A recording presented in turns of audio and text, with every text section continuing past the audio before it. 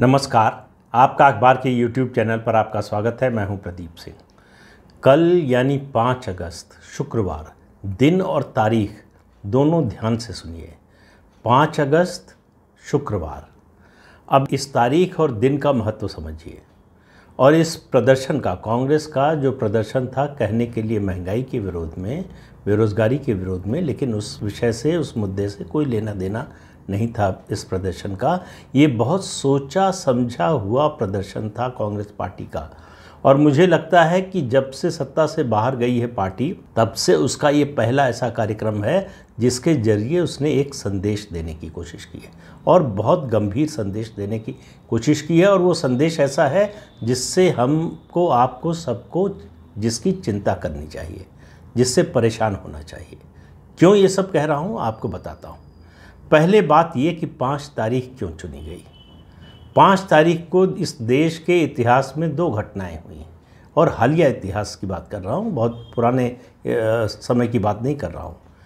5 अगस्त 2019, 5 अगस्त 2019 जम्मू कश्मीर से अनुच्छेद 370 और 35A हटाया गया।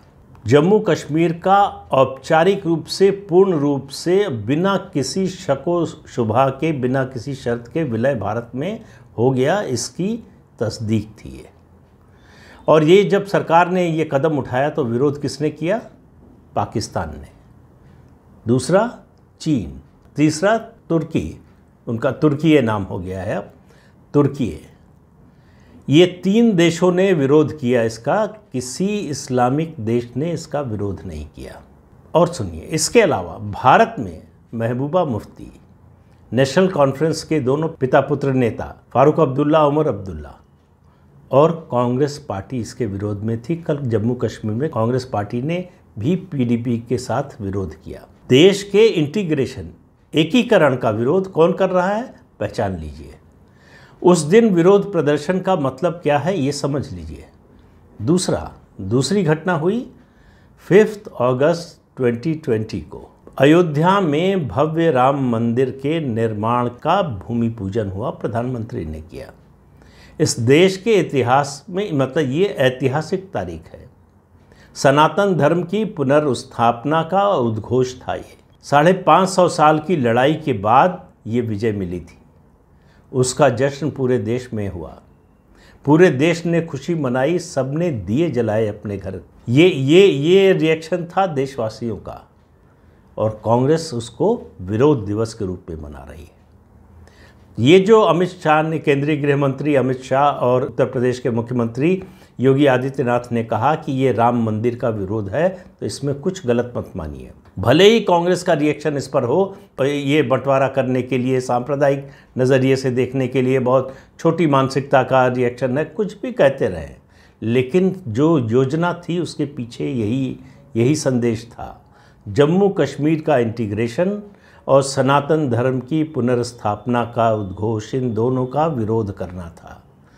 आप देखिए कि कांग्रेस पार्टी सड़क पर कब से उतरी है, जब पहली बार एनफोर्समेंट डायरेक्टरेट ने, ईडी ने समन भेजा राहुल गांधी को।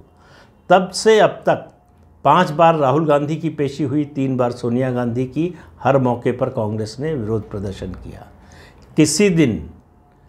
किसी दिन इस तरह का विरोध नहीं किया। किस तरह का विरोध नहीं किया? Coloured protest. इस बात पर मेरी ध्यान दीजिए, कलर्ड प्रोटेस्ट का दुनिया के इतिहास में बड़ा महत्व है। जिन भी देशों में हुआ है कलर्ड प्रोटेस्ट, वो दूसरे देशों को, जो उस देश के विरोधी रहे हैं, जो उस देश में राजनीतिक अस्थिरता पैदा करना चाहते हैं, उन्होंने स्पॉन्सर किया ऐसे प्रोटेस्ट को। और उन देशों में सत्ता परिवर्तन हुआ, अराजकता आई, अस्थिरता आई, और अंततः सत्ता परिवर्तन हुआ। तो कलर्ड प्रोटेस्ट का एक मकसद होता है, और उसका मकसद पहला होता है राजनीतिक अस्थिरता, दूसरा अराजकता, और तीसरा सत्ता परिवर्तन। और सत्ता परिवर्तन कैसा? जो दूसरे देश जो अस्थिरता चाहते हैं, वो जिस तरह की रिजीम चाहते हैं, वो लौट कर आए। यानी अभी जो भारत में रिजीम है, जो सत्तारूढ़ दल है, उसके जो नेता हैं, उनको कुछ देश ऐसे हैं, कुछ शक्तियां ऐसी हैं जो पसंद नहीं करती, इसलिए इसका विरोध। इसलिए यहाँ अराजकता, अस्थिरता और अल्टीमेटली सत्ता परिवर्तन का लक्ष्य है। इस प्रदर्शन का उद्देश्य जो है वो उसी की भूमिका तैयार करने के लिए है। इसको सामान्य प्रदर्शन की श्रेणी में मत रखिए, ये बड़ी तैयारी से, बड़ा सोच समझ कर किया गया है। तो 5 तारीख का ये प्रदर्शन। अब कलर्ड प्रोटेस्ट की बात की मैं तो बात पूरी कर दूं। कलर्ड प्रोटेस्ट के लिए काला रंग ही क्यों चुना गया? आमतौर पर विरोध प्रदर्शन के लिए दुनिया भर में जो प्रचलन है वो बाँह पर काली पट्टी लगाकर उस विरोध प्रदर्शन किया जाता है, लेकिन काले कपड़े पहनकर ब्लैक शर्ट प्रोटेस्ट इतिहास में ये दर्ज है। ये सामान्य बात नहीं है, ये इत्तेफाक नहीं है कि कांग्रेस के लोग कल काले कपड़े पहनकर आए, राहुल गांधी काली शर्ट पहनकर आए, ये इत्तेफाक नहीं है। ये सामान्य प्रदर्शन, विरोध प्रदर्शन का प्रदर्शन नहीं था। इसका इतिहास बता रहा हूँ और उससे जुड़ाव देखिए इस पार्टी का, इस पार्टी के नेता का। 28 अक्टूबर 1922 ब्लैक शर्ट प्रोटेस्ट हुआ इटली में, रोम की सड़कों पर। किसने किया प्रोटेस्ट? आप में कुछ लोगों को हो सकता पता हो, बहुत से लोगों को नहीं पता होगा। उस प्रोटेस्ट का, उस प्रदर्शन का नेतृत्व, उसकी लीडरशिप मुसोलिनी कर रहा था, जो दुनिया के बड़े फासिस्ट में गिना जाता है, जिसका लंबा राज चला। उसने रोम की सड़कों पर ये प्रोटेस्ट मार्च निकाला। उसके बाद क्या हुआ? उसके बाद सत्ता परिवर्तन हुआ। इटली में प्रजातंत्र खत्म हो गया और मुसोलिनी का फासिस्ट रूल शुरू हो गया। ये है ब्लैक शर्ट प्रोटेस्ट का सिग्निफिकेंस, उसका इतिहास से जुड़ाव, और कांग्रेस पार्टी के मौजूदा नेतृत्व का भी इटली से जुड़ाव है। ये बात किसी से छिपी नहीं है। तो क्या राहुल गांधी, कांग्रेस पार्टी, जब वो तय कर रहे थे कि ब्लैक प्रोटेस्ट करना है, तो उनके दिमाग में कहीं ना कहीं मुसोलिनी का प्रोटेस्ट था? उन्होंने ज़रूर पढ़ा होगा, भारत का इतिहास भले न पढ़ा हो, इटली का इतिहास ज़रूर पढ़ा होगा। तो क्या कांग्रेस पार्टी और उसका नेतृत्व मुसोलिनी को अपना आदर्श मानता है?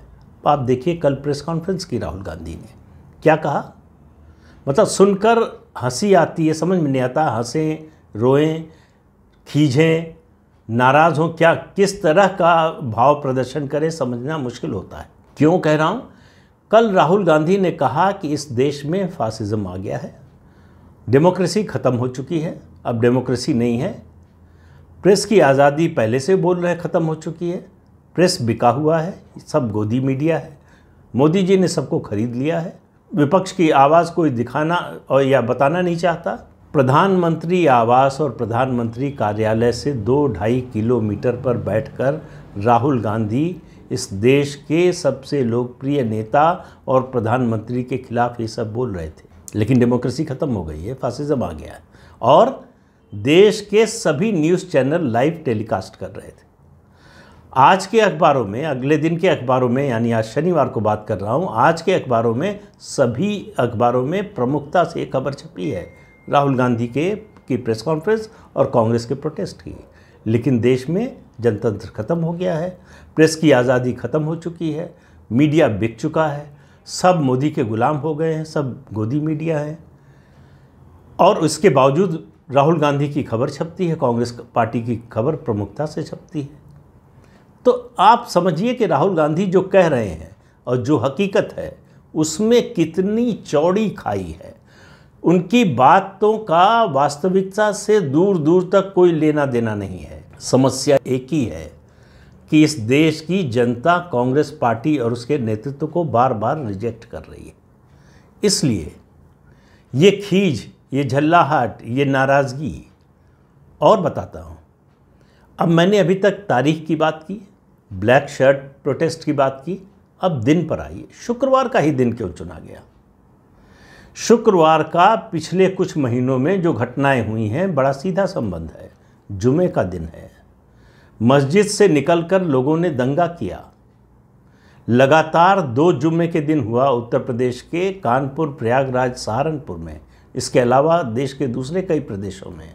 और इतना ही नहीं है, केवल शुक्रवार था, जुमे का दिन था, यही नहीं, ये मुहर्रम का महीना चल रहा है, मातम का महीना चल रहा है। और मातम के महीने में मुसलमान, शिया और सुन्नी दोनों काले कपड़े पहनकर मातम मनाते हैं।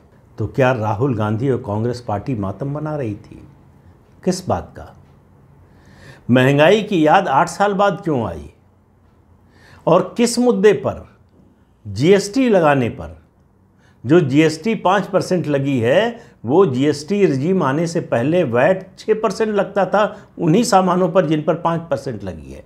और जीएसटी में फैसला केंद्र सरकार नहीं करती है, नरेंद्र मोदी नहीं करते हैं, वो जीएसटी काउंसिल करती है जिसमें सभी राज्यों के वित्त मंत्री हैं। और राज्यों के पास जो मतदान की व्यवस्था है, राज्यों के पास 2/3 मत हैं, केंद्र के पास सिर्फ 1/3 है। और कांग्रेस शासित और गैर भाजपा शासित सारे राज्यों ने जीएसटी काउंसिल के उस फैसले का समर्थन किया। ये सर्वसम्मति से लिया गया जीएसटी का फैसला है। तो जीएसटी काउंसिल में बैठकर बंद कमरे में आप उस कदम का समर्थन करते हैं और बाहर निकलकर विरोध करते हैं, जैसे मोदी ने उस जो फैसला हुआ था उसको रातों रात बदल दिया हो। तो ये दोहरापन जो है, ये जो दो मुहापन है, ये लोगों को बहुत अच्छी तरह से समझ में आता है। तो ये चिंता, ये परेशानी हो क्यों रही है? ऐसा तो है नहीं कि देश में महंगाई पहली बार बढ़ी है, बेरोजगारी पहली बार बढ़ी है, कांग्रेस विपक्ष में पहली बार आई है। इस तरह का प्रदर्शन आज तक आपने देखा नहीं होगा। ये प्रदर्शन इसलिए हो रहा है कि गांधी परिवार खतरे में है। राहुल गांधी की प्रेस कॉन्फ्रेंस को अगर आपने ध्यान से सुना हो, बहुत से लोग नहीं सुनते हैं, अगर सुना हो, सुनना चाहिए मेरा मानना है। उससे समझ में आता है कि इनकी सोच क्या है, किस स्तर पर जा रही है, किस तरफ जा रही है, किस दिशा की ओर जा रही है। उनके हिसाब से समन भेजना ईडी का सोनिया गांधी और राहुल गांधी को, ये धृष्टता है। उनका परिवार जो है कानून से ऊपर है। अब जैसे जैसे जांच बढ़ रही है और मामले सामने आ रहे हैं, और अब हवाला ट्रांजैक्शन के कई मामले सामने आ रहे हैं, तो ईडी ने फैसला किया है, ये कल ही फैसला हुआ है, शुक्रवार को ही, कि सोनिया गांधी और राहुल गांधी को फिर से बुलाया जाएगा। और याद रखिए, एक वीडियो है, अगर मुझे मिल गया तो मैं अभी आपको दिखाऊंगा उसकी छोटी सी क्लिप। प्रधानमंत्री नरेंद्र मोदी शायद चार्टर्ड अकाउंटेंट्स के फंक्शन में या किसी और फंक्शन में बोल रहे हैं। वो कह रहे हैं 4 पीढ़ियों से राज चल रहा था इनका, कोर्ट के चाहे जितने चक्कर लगा लें, जेल तो जाना ही पड़ेगा। जो देश का पैसा लूटा है वो तो वापस करना ही पड़ेगा। ये बहुत पहले नरेंद्र मोदी बोल रहे थे। उस समय लोगों को लगा कि ये कोरी भाषणबाजी है, ये केवल बोल रहे हैं, विरोध के लिए बोल रहे हैं, इनके विरोधी हैं इसलिए कह रहे हैं। जो हो रहा है वो प्रधानमंत्री के उस इरादे की झलक दिखाई दे रही है इसमें। 4 पीढ़ी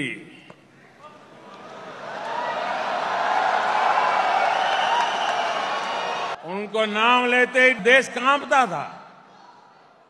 उनकी ताकत ऐसी थी, देश को 18 महीने तक जेल खाना बना दिया था। ये ताकत थी उनकी। कभी किसी ने सोचा नहीं होगा कि 4 पीढ़ी भारत पर राज करने वालों को एक चाय वाला चुनौती दे रहा है।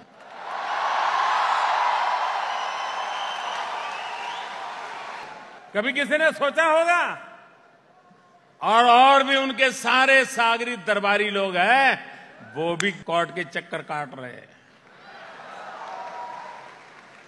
और मुझे विश्वास है 125 करोड़ देशवासियों के आशीर्वाद है, ये कोर्ट के चक्कर जितने लगाने लगा ले, एक दिन को तो उनको जाना ही पड़ेगा।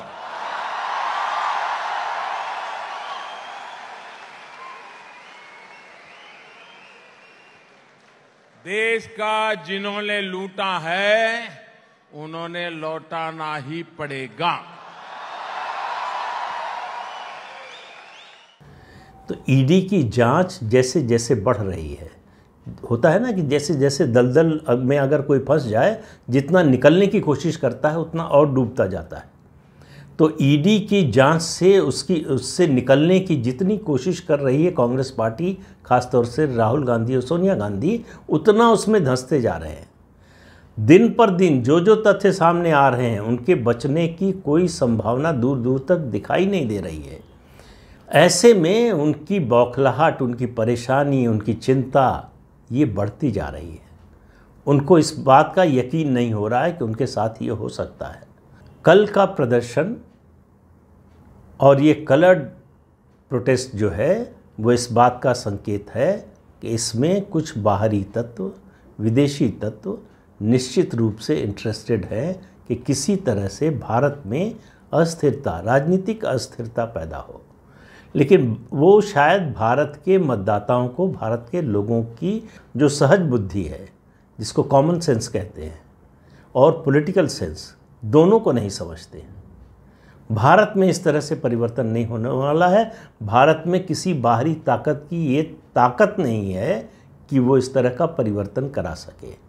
यहाँ के लोग जानते हैं कि कब परिवर्तन करना है और कब नहीं करना है। चाहे कितना भी ताकतवर नेता हो, इंदिरा गांधी न केवल उनकी पार्टी हारी, सरकार गई, बल्कि खुद अपना चुनाव हार चुकी हैं। और इमरजेंसी लगाने के बावजूद, इतनी ताकतवर होने के बावजूद, कांग्रेस का पूरे देश में वर्चस्व होने के बावजूद, तो इसलिए इस देश के मतदाताओं की समझ पर सवाल मत उठाइए, उनको नासमझ मत समझिए। ये भूल राजनीतिक दल करते हैं और उसका नतीजा भुगतते हैं, जो कांग्रेस भुगत रही है। तो आज के अंक में इतना ही। अगले अंक में फिर मिलेंगे किसी नए मुद्दे के साथ। तब तक के लिए इजाज़त दीजिए। आपसे अनुरोध है कि ये चैनल देखिए, शेयर कीजिए, लाइक कीजिए और सब्सक्राइब ज़रूर कीजिए। नमस्कार।